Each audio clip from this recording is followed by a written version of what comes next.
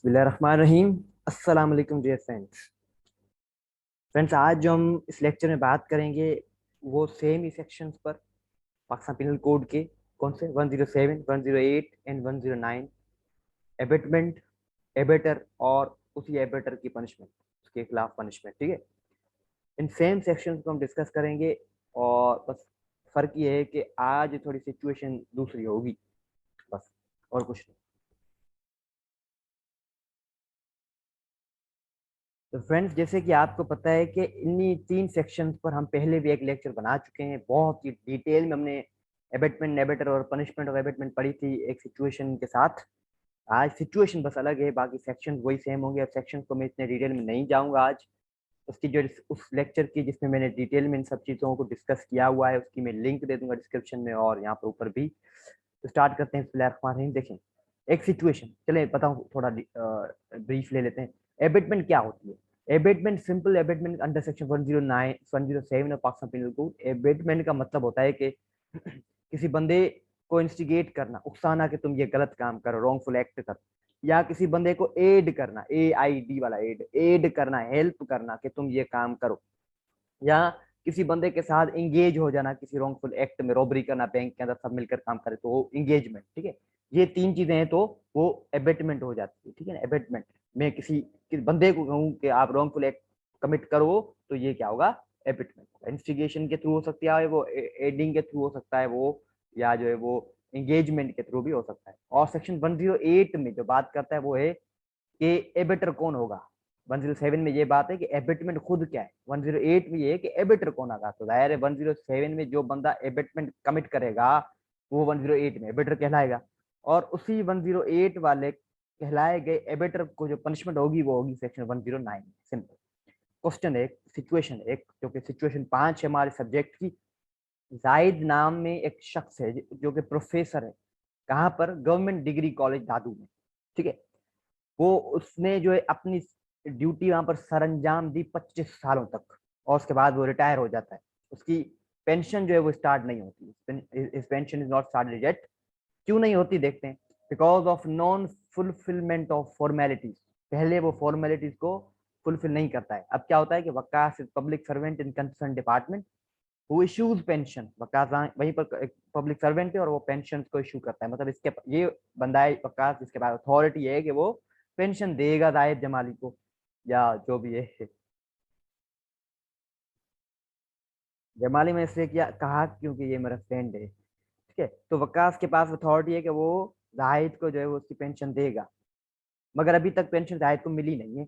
क्योंकि क्योंकि जाहिद ने फॉर्मेलिटीज को पूरा नहीं किया, मगर आगे चल के जाहिद उन फॉर्मेलिटीज को पूरा कर देता है। Now mister Waqas doesn't proceed और allow pension of mister Zahid intentionally for want of bribe. अब जाहिद ने जो है आगे जाके फॉर्मेलिटीज को तो पूरा कर दिया है, मगर वकास जो है वो उससे पेंशन नहीं देता। क्यों? क्योंकि वो ब्राइब चाहता है, रिश्वत चाहता है। कहता है जाहिद को कि कुछ पैसे दो भाई, कोई खर्ची पानी हो जाए कि मैं आपकी जो पेंशन को जो है वो प्रोसीड कर सकूं। तो जाहिर ब्राइबरी लेना, ब्राइब लेना तो वो जाहिर रॉन्गफुल एक्ट है। तो अब क्या होता है, mister Zahid gives bribe to mister Waqas. अब जाहिद जो है मजबूरन, जाहिर मजबूरन वो जो है 50,000 रुपये जो है वो ब्राइब, रिश्वत दे देता है वकास को। उसके बाद क्या होता है, mister Waqas accepted and proceeded documents. Afterwards mister Zahid pension start. ठीक है, अब क्वेश्चन क्या है? क्वेश्चन ये है कि in the above story who has abetted act of bribery. बताएं कि किसने एबेटमेंट की है यहाँ पर। तो इसका आंसर देख लेते हैं।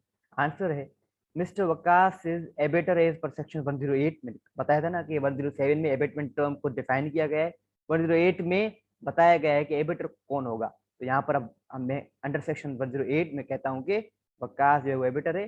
Here in this case because mister Waqas इंस्टिगेट्स। मैंने कहा ना, एबेटमेंट में क्या होता है, इंस्टिगेशन, एडिंग या एंगेजमेंट। तो यहाँ पर इंस्टिगेट, उकसाया गया है जायद को कि तुम जो है वो ब्राइब दो under section 107 to provide bribery. Here Waqas is liable for abetment. कौन लायबल हुआ भाई? वकास लायबल हुआ, क्योंकि वो किसी बंदे को इंस्टिगेट करना है कि आप रॉन्गफुल एक्ट को कमिट करो। फर्दर मिस्टर जायद इज आल्सो लायबल।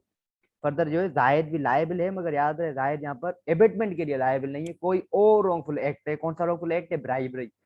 तो वो उस रॉन्गफुल मतलब ब्राइबरी के लिए वो है लायबल, मगर एबेटमेंट के लिए नहीं। ए gave bribery instead of going to proper authority to get his right of pension। भाई ठीक है, जाहिद को तो मजबूर किया गया था ना, तो वो फिर वो लायबल क्यों हुआ? इसलिए क्योंकि देखिए पेंशन लेना उसका हक था, उसको किसी related concern superior competent authority के पास जाना था अपने हक लेने के लिए, पेंशन उसका हक है। और मगर वो नहीं गया तो उसने फिर क्या किया कि उसने भी रॉन्गफुल एक्ट को कमिट कर दिया बिकॉज ऑफ एबेटमेंट, तो वो भी लायबल होगा मगर एबेटमेंट में नहीं।